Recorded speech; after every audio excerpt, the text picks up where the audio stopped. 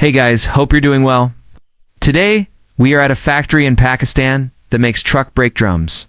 So these are the components that actually go on the wheels of trucks and buses that help them to slow down and stop. This factory produces a variety of different sizes and specifications of brake drums, all of which are made from raw materials sourced locally.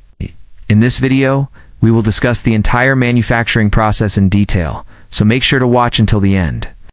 Before starting the production, the factory first receives orders from their clients, stating the quantities and specifications of brake drums required. As usual, the production starts with the selection of raw material. At this stage, The most crucial decision is selecting the right grade of cast iron or steel that will be used to manufacture these brake drums.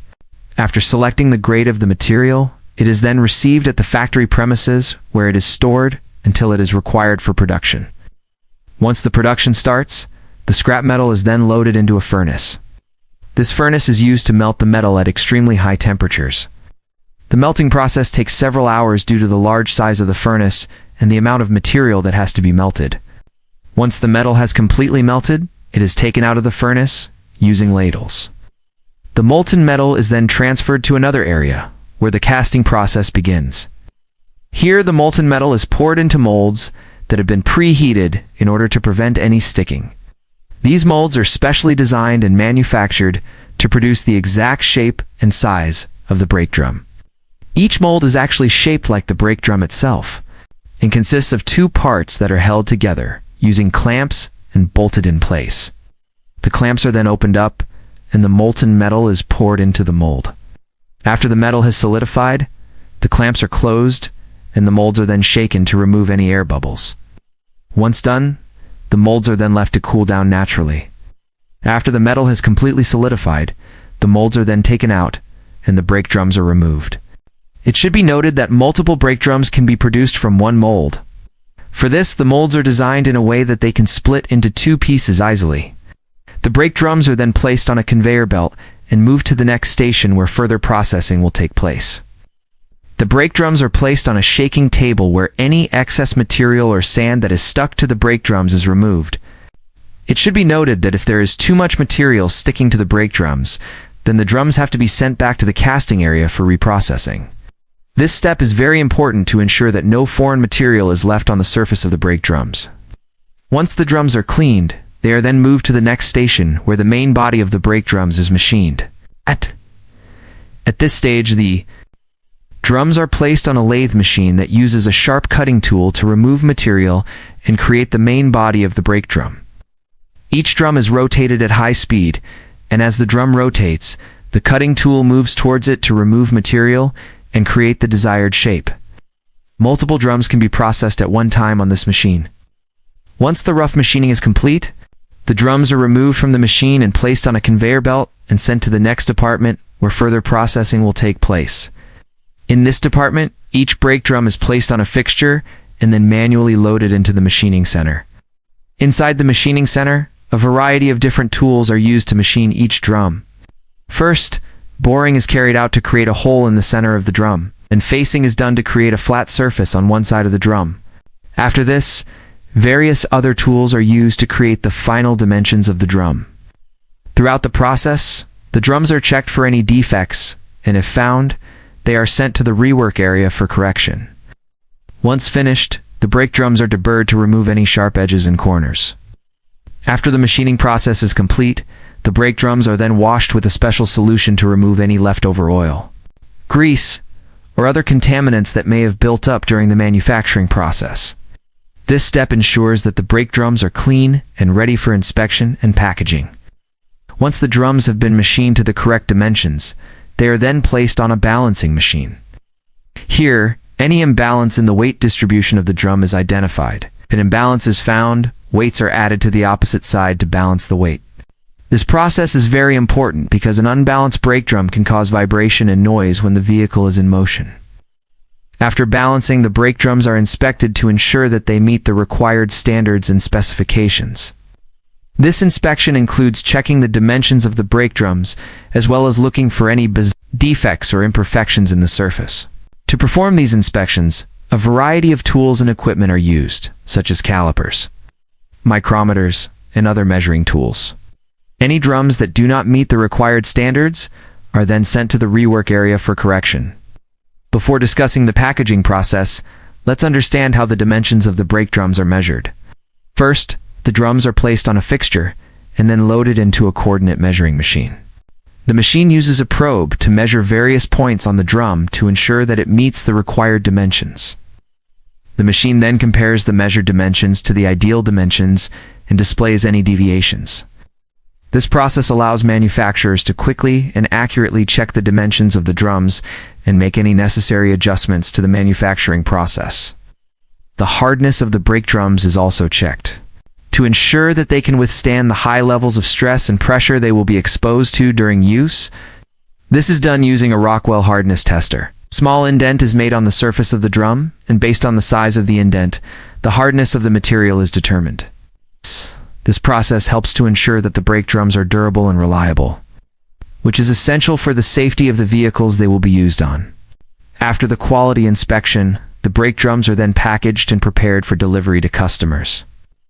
The drums are usually packed in wooden boxes or on pallets to prevent any damage during transportation.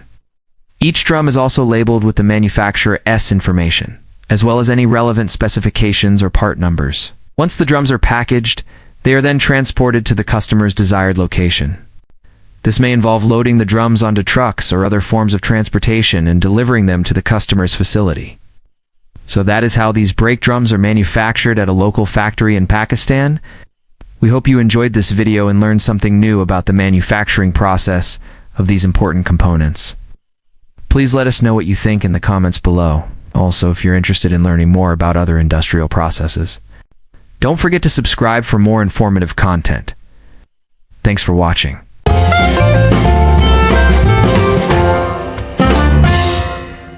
Have you ever been stuck in traffic only to be stopped by a truck that just broke down?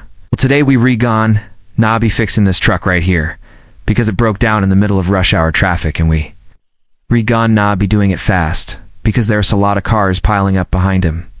Hey guys, welcome to our shop. This is where we take apart trucks and try to put them back together again. So sit back, grab a pie, and watch us work. So as you can see, this truck has come to an abrupt stop in the middle of traffic, and we do want to know why yet. We gone have to find out pretty quick though, because this driver is not the only one who's trying to get through this intersection right now. There's a lot of cars stacking up behind him. You can see it on the other side of the frame right there, all those brake lights. That poor guy's probably gone miss his flight if he doesn't get out of here soon. So let's go ahead and hop under the truck and take a look at what happened here. If I didn't already tell you, this is what a rear axle housing looks like, and as you can see, it's broken right here. That's the problem.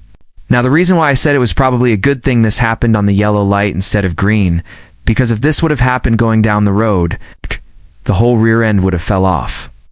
But as it turns out, this bolt right here, which holds the axle to the housing, basically worked its way loose, and then the axle just ate its way into the housing until it finally broke free. It even took a chunk of the housing with it.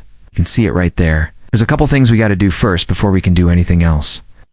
As you can see, we in the middle of traffic, and we about to start working on a very heavy vehicle. So we got to put some warning triangles out and get some barriers to block the lane off so nobody gets hit while we reworking. We also need to get some tools around here like a floor jack and some wrenches. Also, we're going to need a welder and a welder's cart. We're going to need a bunch of clamps. Oh, and I'm also going to need my favorite tool, my trusty boom arm. Okay, so now that we've blocked everything off and we have all our tools ready to go, we can go ahead and get underneath the truck and start taking some stuff apart. And the first thing we need to do is raise the rear of the truck up off the ground. Okay, so now that the truck's up in the air, we can go ahead and loosen these bolts right here. Okay. And then once those are loose, we can go ahead and remove the tire. Then we can go ahead and use our trusty boom arm right here to help us hold the axle up while we take the rest of the bolts out. Okay, now that the axle's out, we can take a closer look at what happened here. As you can see, there's a crack right here on the bottom of the axle housing. If we follow that, it goes all the way towards the top of the housing. So before we put this axle back on, we're going to have to weld up that crack. But first we're going to have to clean it off real good. Alright, so the next step is to clean off the crack that we're going to be welding. And what we've do is just grind it down, so we have a little bit of metal showing. So once we're done grinding it down, we can go ahead and wire brush it so it's nice and shiny and clean. Then we can go ahead and wipe it off with some cold water. Once we're done cleaning it off, we can go ahead and mask it off. And once it's masked off, we can go ahead and spray some tack on it. And now, we can go ahead and start welding the crack. And as you can see, this crack is pretty big, so we're going to have to weld it on both sides. Once we're done welding on one side, we're going to flip it over, and then we're going to weld the other side. And once we're done welding, we'll check it and see if it's still cracked. Well, unfortunately, we had to weld quite a bit on that crack, and it's still not fully fixed. So that's when we decided to bring out the big guns. And this is a special order plate that we had made. We put the part number from the housing on it. And this will weld onto the housing and kind of reinforce it. So we'll take the two pieces of the housing, we'll butt them up against each other, and then we'll put the plate over the top of it. Then we can go ahead and drill holes through the plate and into the housing. Then we can put some clamps on it to hold it tight. Once we have the plate clamped on there, we can go ahead and weld it on. So once we finish welding it on both sides, we can go ahead and take the clamps off. Then we can go ahead and clean it up with a grinder. And it turned out so good. You can barely even see where it was cracked. Well, it's looking good.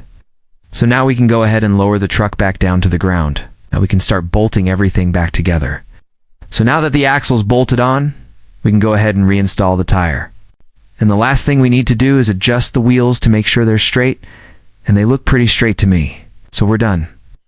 And let's go ahead and move this truck out of traffic so the driver can get home to his family. Well, that was a close one, but we made it. What do you think? Leave your comments below. And don't forget to smash that thumbs up button because it really helps us out a lot. Okay, and if you haven't already, go ahead and subscribe because we'd love to have you here. And don't forget to hit that bell notification so you never miss another video. And as always, we'll see you next time.